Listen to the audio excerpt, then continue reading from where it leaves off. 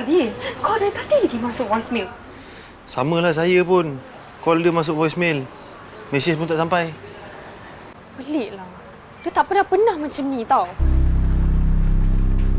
Awak.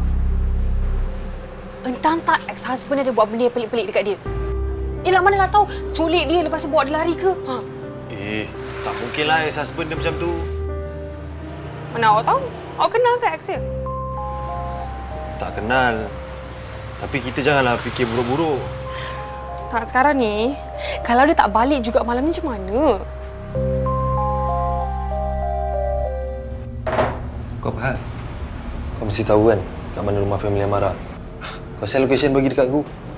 Senangnya kau minta, kau ingat aku nak bagi? Kenapa pun masalah kalau kau bagi dekat aku?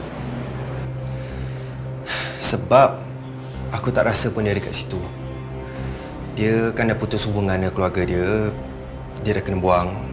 So aku rasa baik kau jangan buang masa pergi cari dekat situ. Mana kau tahu?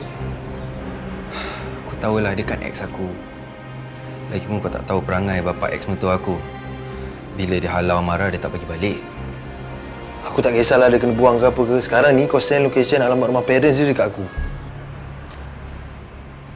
Aku tak boleh bagi. Kau jangan buat aku hilang sabar, Fi.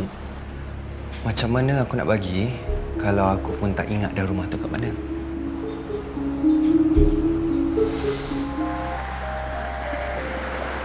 Sebenarnya Kak Ngah ada leukemia.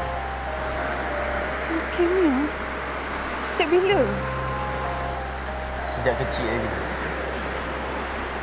Sebab tu kalau Kak Long tengok, Papa dengan Mama asyik sebelahkan Kak Ngah. Sebab semua tu semua bersebab. Kalau Kak Long ingatlah waktu Papa dengan Mama nak hantar Kak Long pergi asrama. Kak Long tak puas hati cakap Papa dengan Mama tak sayangkan Kak Long. Sebenarnya kalau ikutkan, Papa dengan Mama nak hantar Kak Long dengan Kak Ngah sekali. Tapi Kak Ngah tak boleh.